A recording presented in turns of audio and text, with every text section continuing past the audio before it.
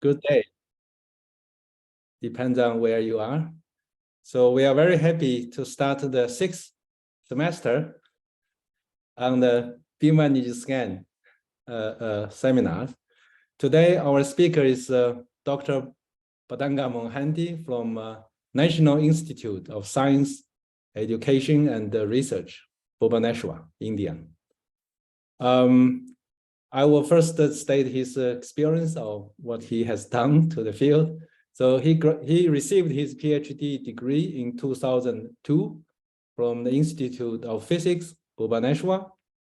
During 2003 and 12, he was DAE KS Krishna Fellow and a Scientific Officer at VECC, Calcutta. During 2006 and 7, he was a postdoc fellow at Berkeley National Lab. During 2008 to 11, he was a physics analysis coordinator at the STAR experiment. Then in the following years, 2011 to 14, he was a deputy spokesperson for STAR. During that period, actually, he did a lot, especially he led the push for beam energy scan physics at RHIC. And he established the Beam Energy Scan physics program, basically. So that's, I think it's very fit. He gave this talk at the beginning of this semester. In 2012, he joined the NISER and became the chairperson during 2013 and 18. Fortunately or unfortunately, he became the deputy spokesperson for ALICE experiment at CERN since the beginning of 2023. So it's very fortunate for ALICE, of course, but I hope he will keep his eye on the beam energy scan part. He received numerous awards. I will name only a few. First one is Shanti Swarup Bhatnagar Prize for Science and Technology in 2015. This is the highest science award in India in the physics science category.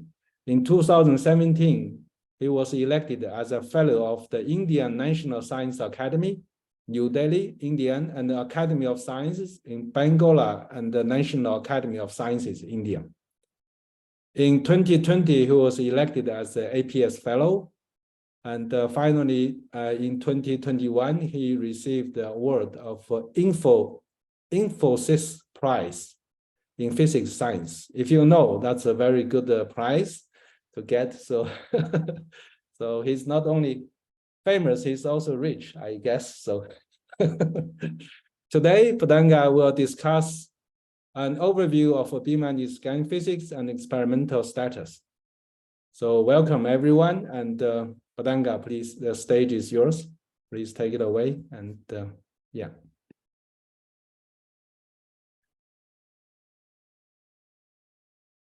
Yeah, thank you, Nu, for this kind introduction, and thanks for giving me this opportunity to talk on experimental results from RHIC Beam Energy Scan program and an outlook. I will start with these two documents which have recently come out. One is a journey through QCD. This is a review paper from ALICE experiment at LHC, one of the two running colliders in our field. And the other very recently came out as a, I think this is as a supporting document to the US long-range plan, which is under process. This is the present and future of QCD. And both of them, both these documents emphasizes the plot which is in the middle. The plot has been taken from the ALICE paper, but the physics remains the same, that one of the major goals in our field is to understand the QCD phase structure, which is shown in this phase diagram of temperature versus baryonic chemical potential. And that would form a large part of this talk. Let me move on, and just a very brief recapitulation of what we have understood so far some aspects, selected aspects. The QCD matter produced in relativistic heavy ion collisions at RHIC and LHC, the two running colliders in our field, have shown that we have formed a matter where quark and gluon degrees of freedom are relevant. The matter has attained high temperatures, large energy densities, and collectivity at partonic level, and shown properties like shear viscosity to entropy density ratio being quite small, large vorticity, and heavy quarks seem to be exhibiting a Brownian type motion in a bath of light quarks. These are remarkable progress made in our field, but in today's talk, I will touch upon these four topics, and mostly on the experimental part. The phase diagram of QCD, hyperon polarization and spin alignment of vector mesons and nuclei production. All these are very, very relevant for the experiments dealing with high baryon density regime. So let me start with the QCD phase diagram. On the left-hand side is the phase diagram where y-axis is temperature, x-axis is baryonic chemical potential. There are two distinct phases: the quark-gluon plasma, which is a deconfined phase of quarks and gluons. The other is the confined phase, the hadronic matter.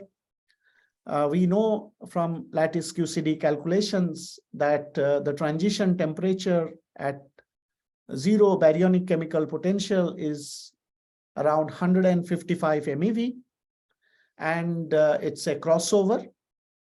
Then there is we expect that this phase diagram will have a QCD critical point shown as a box. And then beyond that, the first order phase transition. What is very interesting is if you look at the middle plot, it shows the temperature and baryonic chemical potential, which is extracted from yields of produced particles in heavy ion collisions. And as a function of collision energy, the temperature and mu b changes. So by varying collision energy, you can change the x and y axis of the phase diagram on the left, thereby allowing access to a large portion of this phase space of this phase diagram. In terms of the range in chemical potential, which is accessible by different facilities, are shown on the top: LHC, RHIC, NICA, FAIR. And the red point is derived from the experimental measurements of chemical freeze out, that is where the inelastic collisions among the constituents ceases. Then what we do is when we make measurements, we try to compare to theory in order to make interpretations. It could be results from lattice QCD, or thermal models, or transport, or hydro, or a hybrid model. Just as an example, one thing which is shown on the right-hand side plot is skewness times standard deviation of net proton multiplicity distribution in y-axis. As a function in x-axis is mean divided by variance of that distribution. Red are the data points. Pure ideal hadron resonance gas model would give somewhere close to this 45-degree line. And URQMD are the blue points, and lattice-inspired fits are the shaded band, showing that the QCD matter produced at different collision energies follow sort of lattice QCD expectations. But I will discuss it, some aspects in detail later. One of the most important things and relevant thing is about thermalization. First, do we achieve thermalization? What does experiments have to say? And of course, how it is attained is itself a challenging topic, and a lot of work is going on. Why we need to address this topic is when we define quark-gluon plasma, this concept is there. When we define a phase diagram, this concept is there. And even when we compare our results to theory, many of them assume thermalization or near thermal equilibrium. How can we experimentally try to address it? One direct way would be to show there is a maximum entropy attained, but that's very challenging to demonstrate. One other way could be so that there's lots of interactions and that they saturate. That could also be difficult to prove. There could be some measurements, but one could try to see if the space momentum distributions reach equilibrium value. In that context, for last several decades, this approach has been taken. For example, yields of hadrons, which are shown on the right-hand side, mesons, baryons, nuclei. The red points are data from ALICE experiment, central lead-lead collisions at 2.76 TeV. You can see the yields range vary from over 10 orders in magnitude.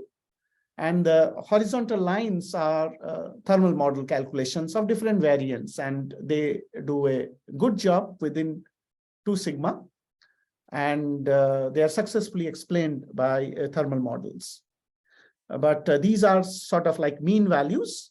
So we ask, what about, it's actually one moment of the distribution in a sense. So what about the full distributions? Now, with RHIC Beam Energy Scan program, we have measured various moments or cumulants of multiplicity distributions. First order, as you can see in the right-hand side plot, mean values, the variances, the ratios of second order to first order, net charge, net kaon, net proton, or the third order, the skewness, the fourth order, these has been measured experimentally. So one could ask how well thermal model does explain these data. And what is shown on the right-hand side is for 200 GeV, central gold-gold collisions in red, and open are peripheral gold and gold collisions. And below panel is 39 GeV, 2 representative energies. And y-axis is data minus model. Of course, here assumption is grand canonical ensemble picture divided by uncertainties. So it's how many sigma are they away in a sense.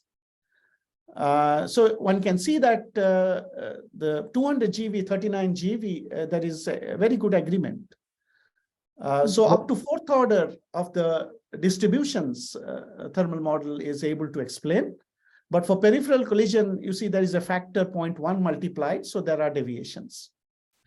One does a chi-square fit, which is shown on the left-hand side with the 2 major parameters, temperature and mu b, as chi-square per degrees of freedom, and you see how well they converge to explain the measurements.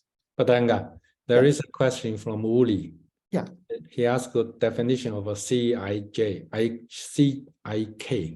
The things that you are plotting there.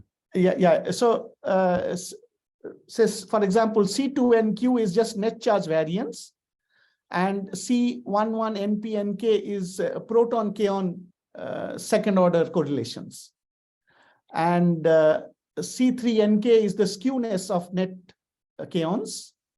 C4NQ is the kurtosis of net charge, like that. And NP is net proton, NK is net kaon. And these are the cumulants. And all of these are from the grand canonical ensemble. Yeah, the assumption here is using a grand canonical thermal model. Thank you. Thank you. So just let's see the temperature and mu b values that one extracts, how well it compares with the yields. So that is shown on the left-hand side, temperature versus baryonic chemical potential, and the ones which has been extracted from the yields are the open circles, and one's using higher moment measurements following the same process is shown as the red squares. We have used 13 observables that I showed in the previous slide. But if you really carefully look at it, let's look at the right-hand side plot, top panel, chi-square versus collision energies. If you use all the 13 observables, mean, variance, skewness, kurtosis, then above 30 GeV, the chi-square per degrees of freedom is reasonable, around 1. However, when you go to lower collision energies, the skewness and kurtosis of net proton doesn't get explained. And you have large chi-square values, the red points. If you omit those two observables, then the chi-square comes down around 1 to 3. So one could say that such a model is able to explain up to 4th order above 30 GeV collision energies. But there are a lot of work to do. For example, we know at lower energies, it's canonical ensemble which are relevant. So one could repeat this exercise. We have now 3 GeV fixed target data, which is interesting. You'll see later. One could try on that, and also multiplicity dependent proton-proton collision data. So those can be figured out. One other aspect on QCD thermodynamics is lattice calculations suggest that the susceptibilities ratio should have a particular ordering. These are shown in this Physical Review D paper. Specifically, the susceptibility ratios of net baryon numbers has this ordering shown in the green box.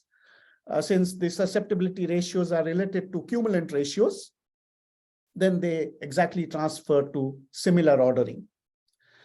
Starr tried to measure this and see if experiment supports this picture. On the right-hand side are just 3 representative energies. B and C are collider energies 7.7 and 200. The blue points are the data, and they follow such an ordering, whereas a pure hadronic model like URQMD doesn't. Whereas 3 GeV shows a completely opposite ordering. And that ordering qualitatively is reproduced by URQMD. So one can see that there is some transition happening around 3 GeV. The ordering expected from QCD thermodynamics has changed. Perhaps the relevant degrees of freedom or the relevant interactions are hadronic at 3 GeV, whereas at higher collider energies, they seem to follow this ordering. So these are some interesting observations related to thermodynamics. Now coming to the critical point search. On this left-hand side, this blue square, it's a landmark point. The reason we say that is if one locates this point, and if it exists, then it would bring the phase diagram to reality, because on the top of it would be a deconfined phase of quark and gluons. Below it is the confined phase. In this T versus mu B plane, on the left of it is a crossover, and right of it is first order. Theory calculations are difficult to do, and there is a scatter of points, which you see on the right-hand side. Also, the blue points are the chemical freeze-out of the system. So if these points are closer to the freeze-out line, better chance to see them, observe that critical point in experiment. The shaded band is from lattice QCD,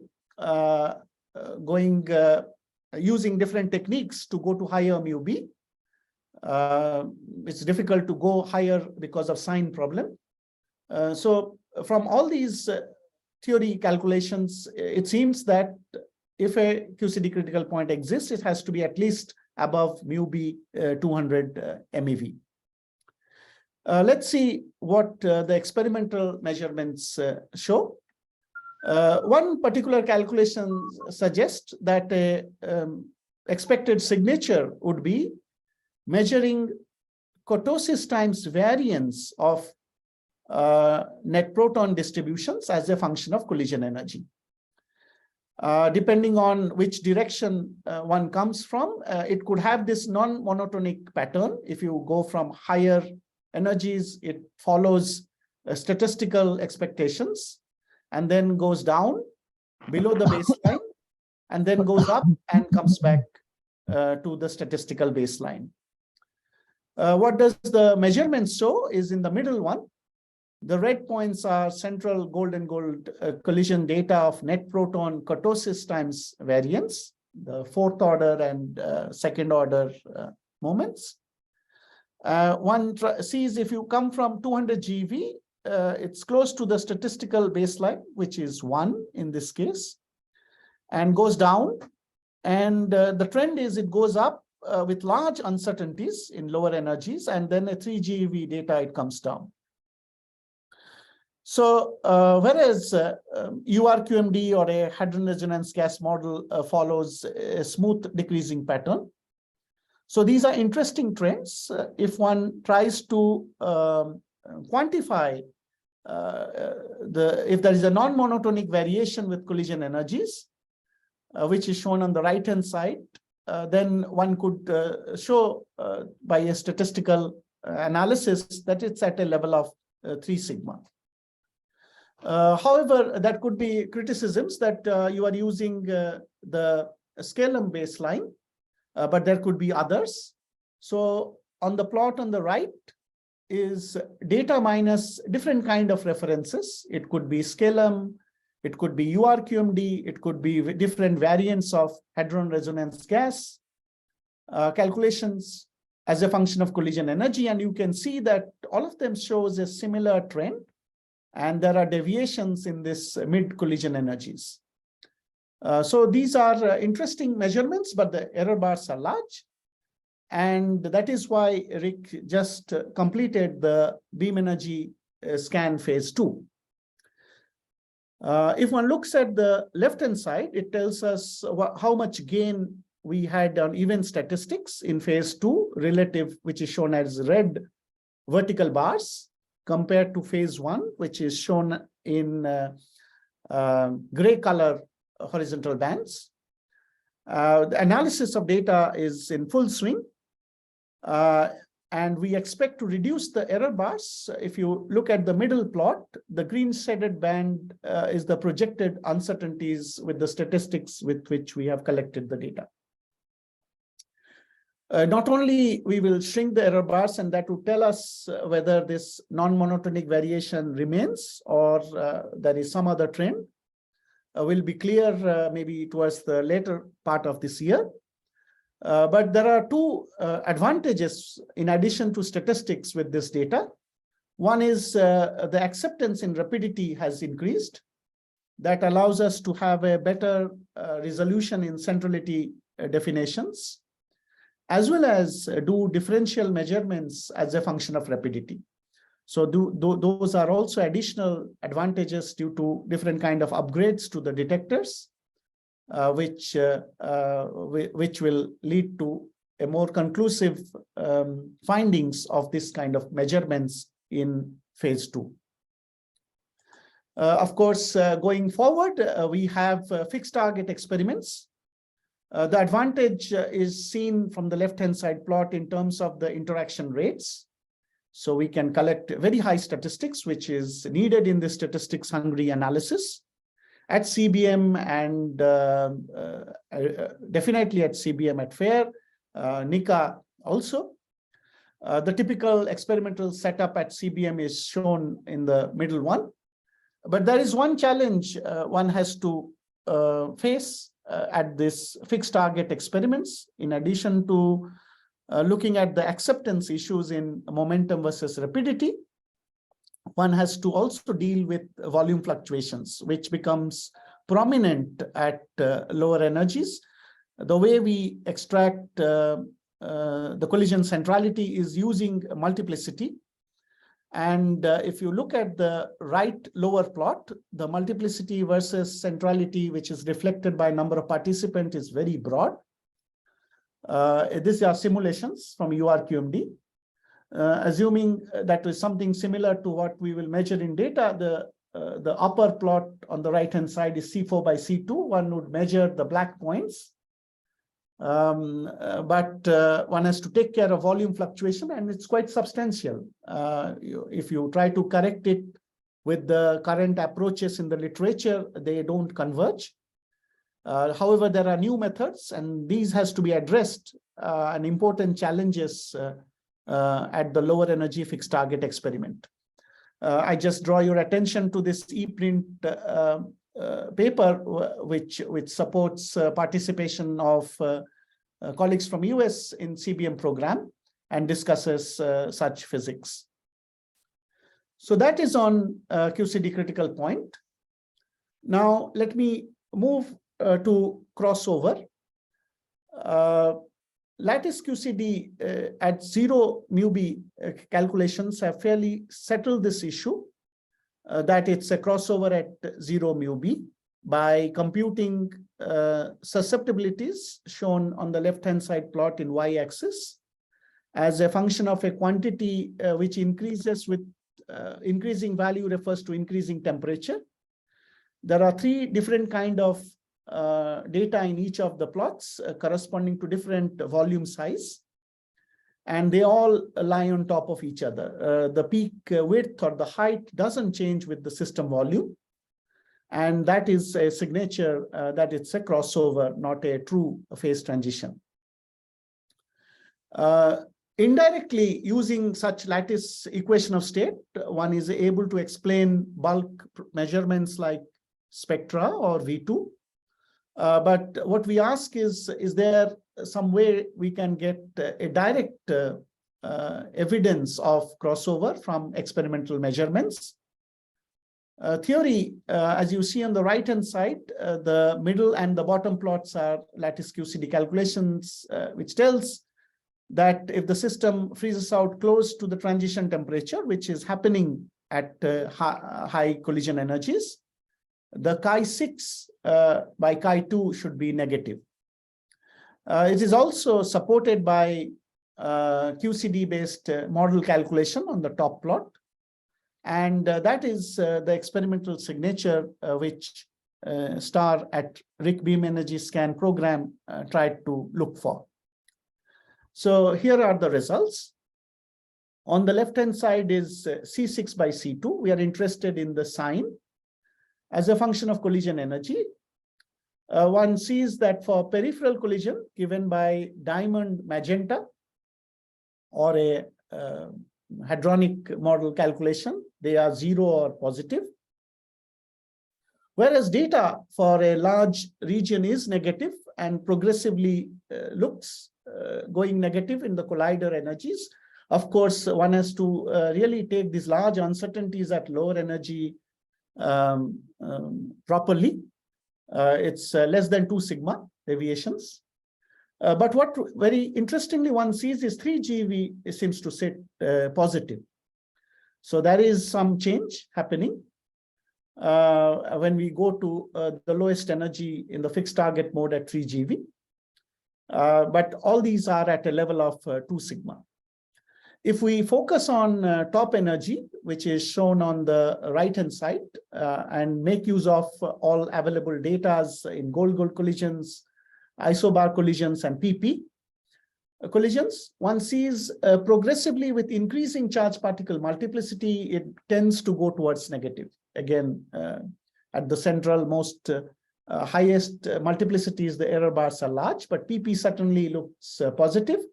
And then progressively, there is an increasing trend towards negative. Of course, we would like to improve on these error bars. Lower collision energies, the beam energy scan phase 2 comes into play. And at higher collision energies, we are expecting to collect data in 2023-25, about 20 billion gold-gold collisions at 200 GeV. That would add to it. Another way is if we could extend measurements to still higher moments. The reason is these susceptibilities are actually, the order of susceptibilities are order of derivative of pressure with respect to the chemical potential. Higher you go, you get larger values. For example, on the left-hand side, one sees chi-6 and chi-8. There is a order of magnitude change in the values. Of course, higher you go, it's much more challenging, statistics hungry. But in STAR, the framework and the machinery is required to do this computing is there. It was presented at SQM. On the right-hand side, the C7 and C8 measurements. Error bars are large, has to be taken seriously, and within the error bars, they are all looking 0. However, with the new data coming, 20 billion events, we would be, I think, able to say something on this aspect. Plus, the real newbie 0 is where Alice operates, and that's where lattice tells it's a crossover. With the lead-lead collision data, which we will take October this year, and next year, I think we'll have sufficient data at high statistics to attempt to see this aspect predicted by lattice QCD, negative values of C6. So interesting times ahead. Now, on the first order phase transition search, one of the observables which is commonly looked at is the slope of V1 at mid-rapidity as a function of collision energies. This is what is shown on the left-hand side plot for various kind of hadrons, baryons, and mesons. And one sees a non-monotonic variation in the slope of V1 for baryons. However, on the totality, theory has to explain the measurements, and then only a proper interpretation can be done, whether that is softening of equation of state or such. Meanwhile, one interesting suggestion was made, which is related to the moments of, or factorial moments of multiplicity distributions, which we measure.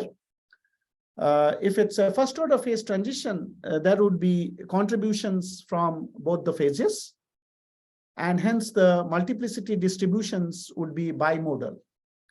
If that's the case, and if we measure proton distributions and calculate the factorial cumulants, their values would increase with increasing order, as well as their signs will alternate.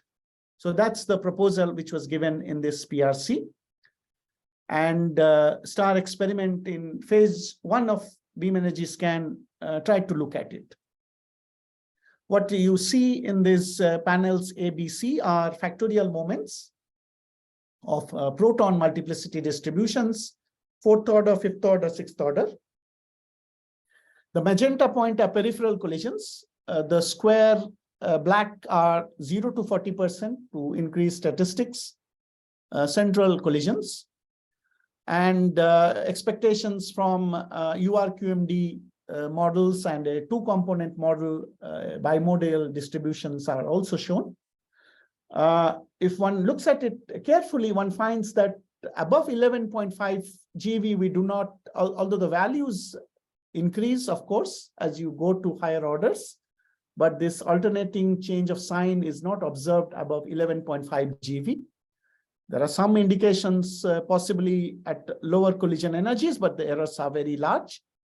And here also, the situation will get much clearer with the statistics which we have in the phase 2 of the beam energy scan program. But the signature was proposed, and measurements have been carried out. So these are many of the accessible dominant part of the phase diagram, phase structure of the phase diagram of QCD. But there are also some interesting suggestions which the high baryon density experiments should look at. For example, there has been a recent proposal that there could be a moat regime in the QCD phase diagram. That regime is described by Lagrangian as shown on the left-hand side, with the relativistic energy taking a form which is shown in the expression below, where when these parameters Z and W take up values as shown in the box, it corresponds to a moat regime. If one tries to superpose things in a T mu B, roughly the regions shown in the pink color would be such a region, which is accessible only at low temperature and high baryon density. Interesting predictions of the experimental observable has recently also come out in this paper shown on the top e-print, that if one carries out a HBT type analysis as a function of momentum of the pairs, then one sees specifically if you can go down to low momentums of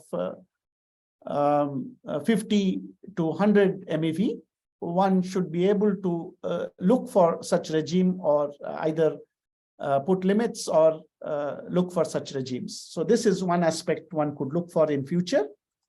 And the other, which has been there for quite some time, is the quarkyonic matter regime, which also arises because of phases at large number of colors, where the baryon number is an order parameter for the transition.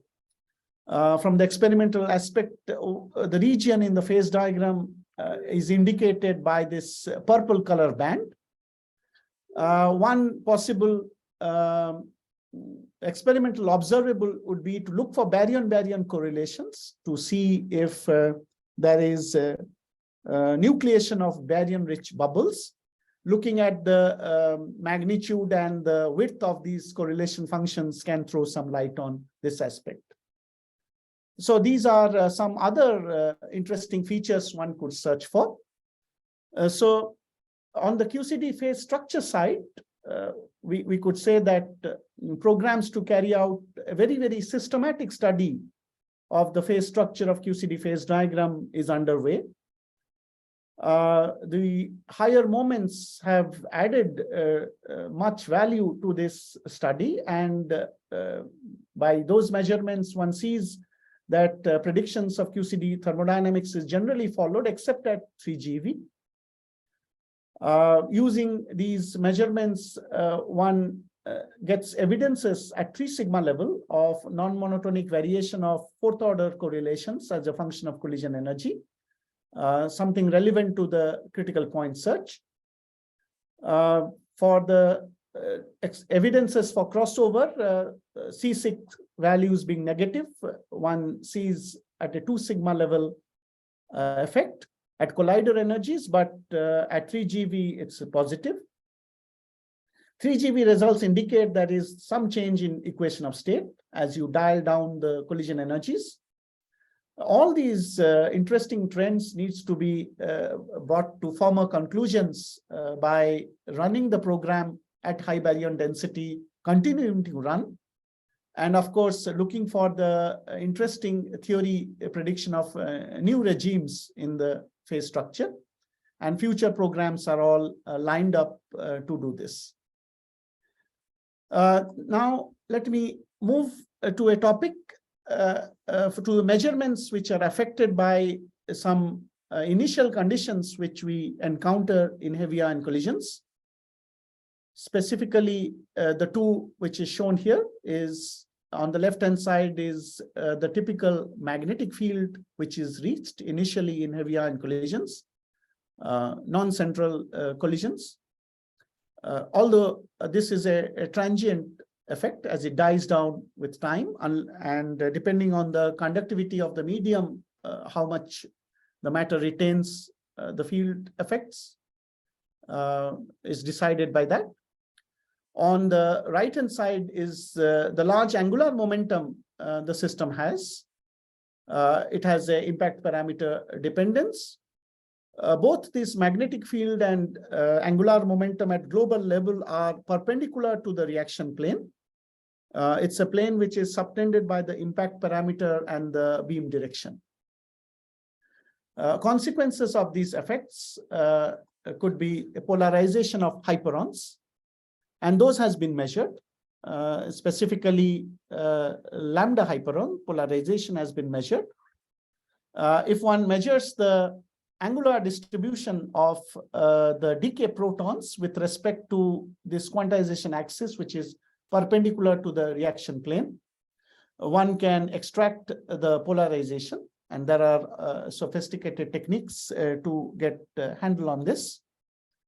And these hyperon polarization in percentage is shown on the right-hand side as a function of collision energy.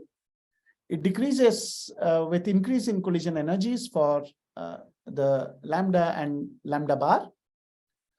And the statistical uncertainties are large, but polarization are finite at lower energies. Again, here Beam Energy Scan 2 will improve the situation.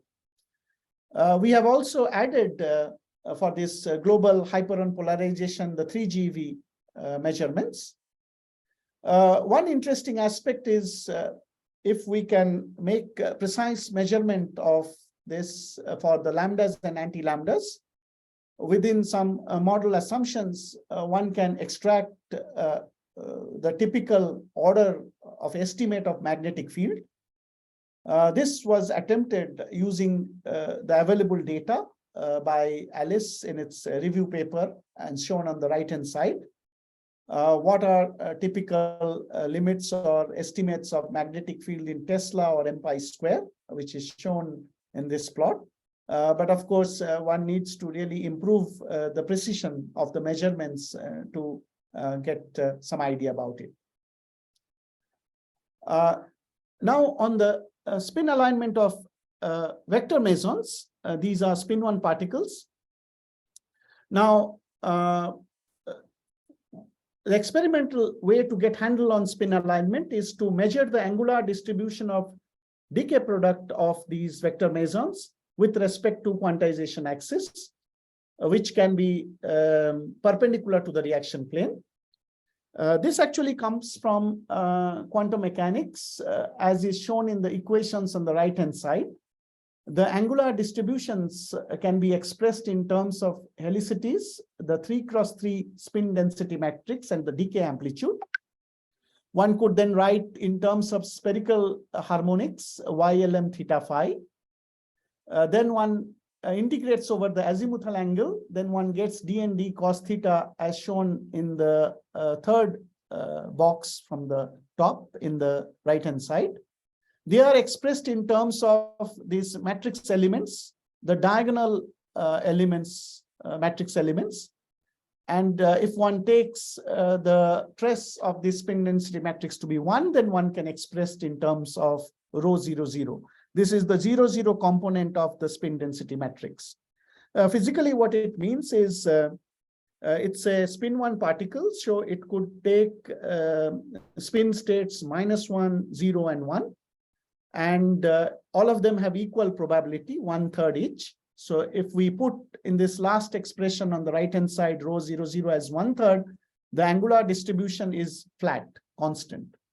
However, if spins are preferred direction or spins are aligned, the rho 0, 0 will deviate from 1/3, and the angular distribution of the decay products of these vector mesons in the rest frame of the vector mesons will show a non-flat distribution. The angular distribution would not be a constant, and that is what is experimentally looked at. Now, this rho 0, 0, interestingly, can be affected by several aspects. Some of these are summarized here: vorticity, magnetic field, way hadronization happens, as well as a new mechanism of coherent meson field. These are effective mesonic field, and where phi meson is an intermediary for nuclear interactions. As far as I understand, this arises due to locally due to difference in the strange and anti-strange quark currents, and it has an electric and a magnetic field component, and its electric field component, if it dominates, it can give rho 0, 0 values above 1/3. Star has made these beautiful measurements, and as well as Alice. And what one sees for phi mesons is a distinct energy dependence and non-zero values, non-zero greater than 1/3 values of rho 0, 0, which at the moment is explained by this invoking this new kind of effective phi meson fields. BES-II will really give higher statistics and allow us to make more differential measurements. The centrality dependence, it exists, but not for all energies. PT dependence, which will then be able to segregate the different contributions to rho 00 more effectively. So look forward to BES-II data set for these measurements as well. What else? Actually, correlations recently has been pointed out from this very nice lattice QCD calculations can also give us idea about the magnetic field. These are second order correlations as defined on the top from lattice calculations. Calculations are done for different temperatures given by the different symbols and the magnetic field in the axis. And depending at where the system freezes out, you can see that there are large differences in this correlation. So correlation turns out to be quite a powerful tool to address several aspects. And here, these are sensitive to magnetic field. STAR is trying to figure out how well to measure this experimentally, centrality dependence, and how to relate it to a theory plot like this. The y-axis is measurable, but how one should look at the trends in the x-axis as an experimental measure is what it is being worked out. Now coming to the last topic on nuclei production in heavy ion collisions. The central question which is being addressed here is nuclei are generally loosely bound objects in the sense that the binding energies are of the order of MeV, whereas the freeze out of the system, whether we take kinetic freeze out, temperatures are order of 100 MeV, then how are these nuclei surviving in this hot environment? In literature, there are two mechanisms by which their productions are described: thermal model and coalescence model. And all attempts at LHC at RHIC is to figure out what is the dominant mechanism or what is the real mechanism behind their production. That is one aspect. The other is such high baryon density regime as well as higher energies allows us to produce and measure hypernuclei and study its properties such as lifetimes, which help us in understanding hyperon-nucleon interactions. And those understanding goes beyond our field of QGP, helps in understanding compact stars. If you look at the right-hand side plot, these are yields of hypernuclei, and one finds that in the high baryon density regime, their productions are high. So they are good places to produce them and measure their properties. So what is the current understanding?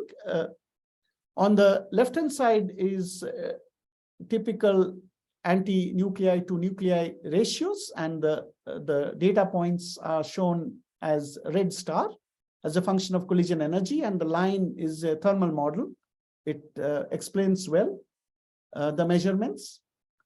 If one looks at coalescence parameter, which is just the ratio of sort of ratio of two particle correlation to individual particle correlations, one gets the trend as a typical trend at, I think this is gold and gold collisions at 39 GeV. Sorry, I forgot to mention the collision energy. And their trends seems to be consistent with expectation of coalescence picture. So there is no sort of clear differentiation yet from the models.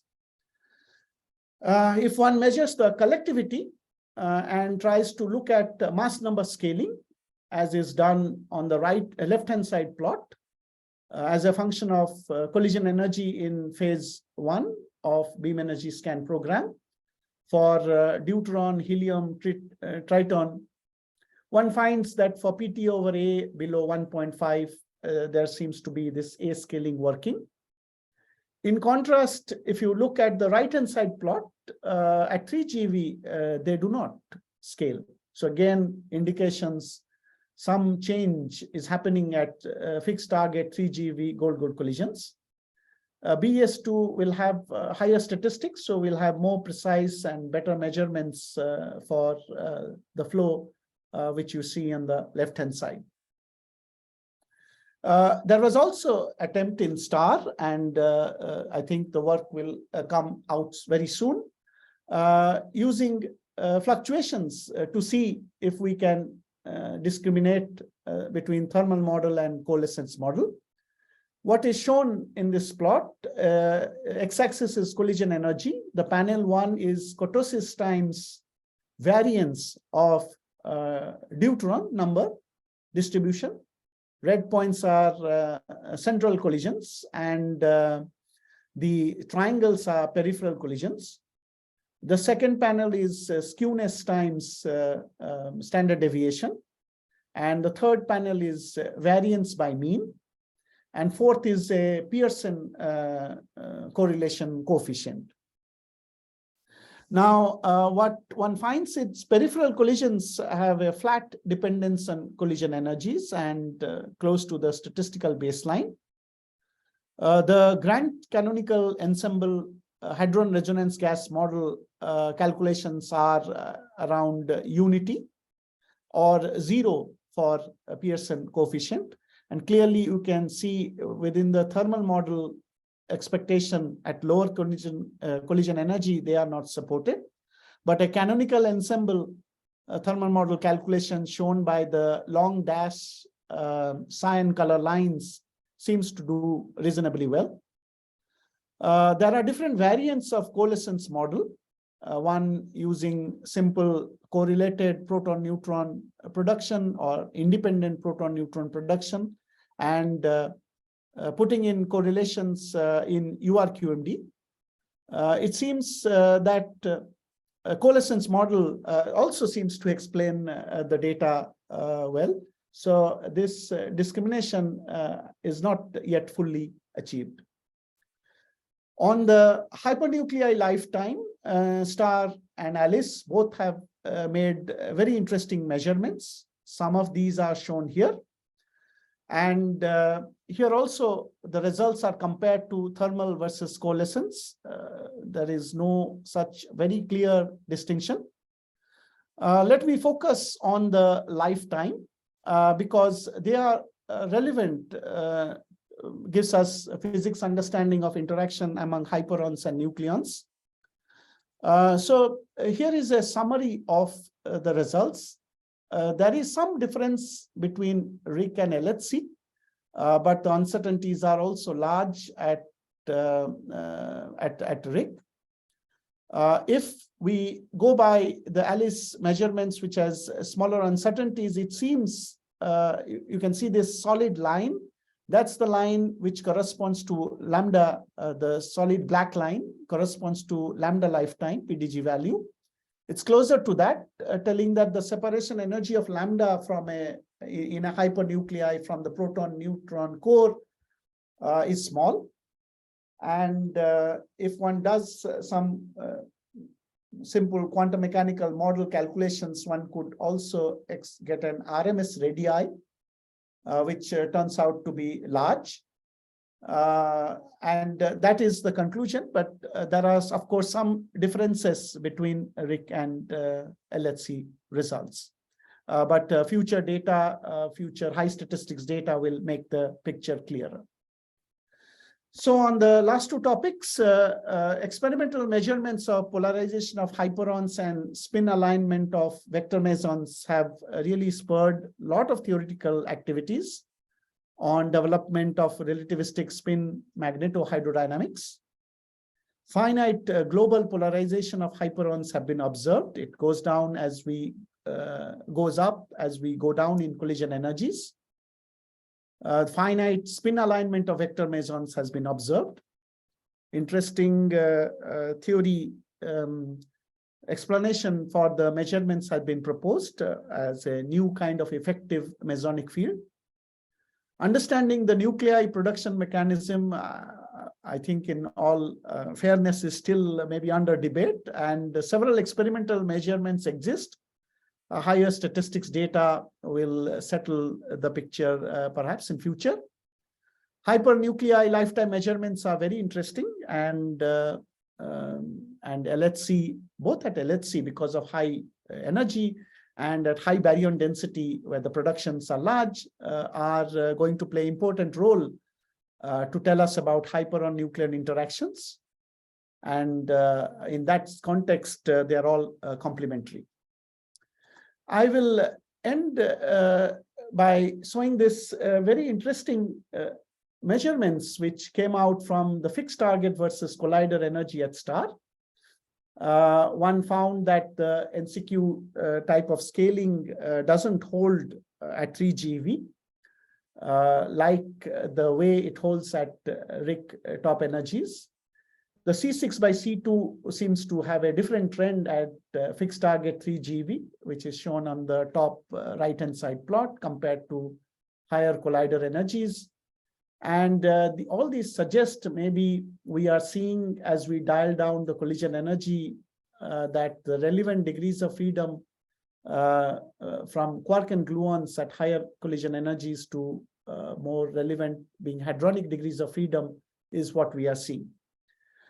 In this context, experimental program at high baryon density is very important. And it should happen. Actually, both LHC and this are complementary to each other.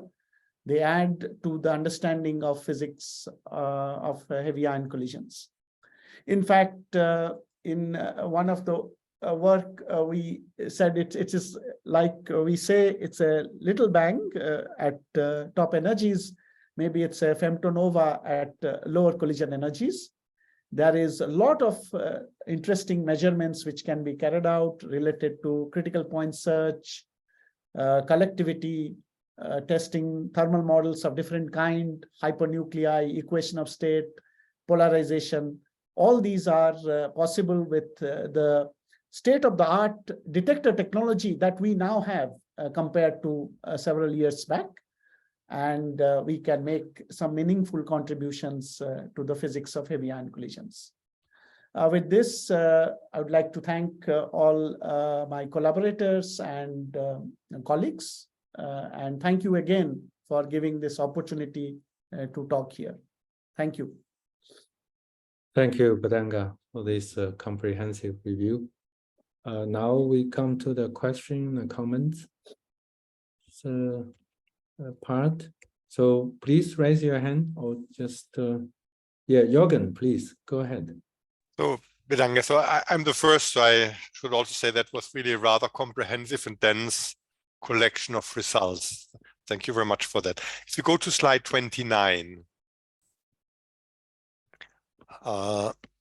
there the P bar over P or D bar over D ratio is not a very stringent test on the left side of the thermal model. Rather, because that's essentially the definition of the baryochemical potential. Rather, one should look at P bar over or P over D, so proton to neutron, or P bar over D bar. So look at different baryon numbers. How does the thermal model do for those ratios at low square root of S? So proton, neutron, helium-3, let's say, the ratios. Yeah, I think those proton-neutron ratios, I think, exist. But what you said, yeah, we should look at little higher, lighter nuclei ratios. That, I think, is underway. Okay, because in small system at the LHC, it's not well described by the thermal model. Yes, yes. Okay. So it would be interesting to see how that looks like at low square root of S. Okay. Yeah, thank you. Ching? Wang? Yeah, a very interesting talk. I have one comment about the 5 mesons spin alignment. Please go to the slide where you show the theoretical work. Yes. the theory slides, this one? The theory slide, yes. Yeah. So my comment is that the last one, coherent meson field, it's not the exactly correct name, because this is related to the phi mesons spin alignment is related to the local coloration of the phi field, of the vector field, or vector mesons field, that coupled to strange quark. So this is all we call local fluctuation of the phi field. It's not coherent. Effective because if you measure the mean field, it is zero. The mean field is zero, but the fluctuation is non-zero. If and the phi mesons spin alignment just measure this local fluctuation of the field. It's not the field itself, but the average value of the field square. So then inside the phi mesons wave function. Okay, so this is the exact. I think it's the correct term for this. Thank you. Thank you. Yeah, another comment that about your comment for the electric field, electric part of the field, and the magnetic part of the field. Actually, it depends on the how large is the strange quark mass. If the strange quark mass is chosen to be very large, that means the S quark is more static than dynamic. Therefore, in terms of the spin alignment of the phi meson, the magnetic part play the dominant role. If the MS, the strange quark mass, is smaller, then it means the more dynamic. Therefore, the electric part of the vector field plays some role. So this is, I think, the current understanding. But it's the electric part which leads to rho 0, greater than 1/3, right? No. Yes, it depends on the sign. I mean, the sign is not definite. Sign, okay. The sign is not definite. It could be positive or it could be negative. Okay. Okay, so this is our current understanding. Okay, thank you. Okay, that's it. I don't see any other hand here. And since we're on this slide, also Chen is here. At least we'll sooner or later we'll measure J-PSI alignment. Can you make a prediction before the data? We have no J-PSI. That's not a mid rapidity, is that right? Okay. Yeah. But we see a roughly 3 sigma effect there also. Yeah. Yeah. Let me comment on the J-PSI spin alignment. It's a similar. I mean, the mechanism for the J-PSI spin alignment may come from the gluon, the gluon field, the fluctuation of the gluon field inside the wave function of the J-PSI. So this is I mean, it's also from the local fluctuation of the gluon field. It's a little different from the stars experiments in that the J-PSI is measured in the forward rapidity region. And so this is the little difference. Okay, so. Okay, Jorgen, you have a next question, second question, yes. Just wrote it also in the comment. Does anybody in the audience have a clue what to make from the spin alignment of the phi? I mean, first of all, it switches sign if you take it at face value. If it switches sign between RHIC and LHC, so it's positive at RHIC and it's negative at LHC, and even more strange if you estimate roughly what the underlying quark polarization would have to be. It's at least an order of magnitude, if not more, bigger than what we infer from the lambda polarization. So lambda polarization is 2%. Now one cannot directly compare them, but with some models, one can estimate the underlying quark polarization, which is an order of magnitude bigger if you take the phi value compared to what you take the lambda value. So anybody has an idea? Yeah. I can answer this question. Okay, very good. Yeah, the lambda polarization measure the field itself, the average field, because the polarization is proportional, linearly proportional to the field. While the rho 00 or spin alignment of the vector meson measure the average value of the field square. Yeah, but that makes it just worse. That's why the field is not the same. That's what I said. The field has to be a factor 10 bigger. It's not. I used already this square. But say, let's say the average value could be small, but the average value, the average value or the average of the field itself could be small, but if you take square, then the average value of the the field square can be large. Yeah, normally the square does not become much bigger than okay. But no, it's a fluctuation. It's a fluctuation. The rho 00 measures the fluctuation of the field, while the lambda polarization measure the average value of the field. Okay, so you have a theory which both gives you the absolute value of the lambda and of the phi, but then what about the sign switch? Excuse me, can you repeat it? What about the sign switch towards LHC? At LHC it becomes negative. Yeah. The RHC, what they measure in LHC is the J psi. It's different. It's also the phi. It's also the phi. Okay, it would be interesting if you would, if you have a paper on that, if you would send to me the reference, because I've never seen that carried out. Okay, thanks. Okay. Yeah, I will do it. All right, thank you. Any other questions or comments? Do you have you wrote something like we have I think it's like an advertisement. We will have a dedicated topical discussion on the vector meson spin alignment on the May 9th. Both Rick and Alice will report their results. So in this series, you are also welcome to discuss about it. All right, thank you. Any other questions or comments to Bedanga?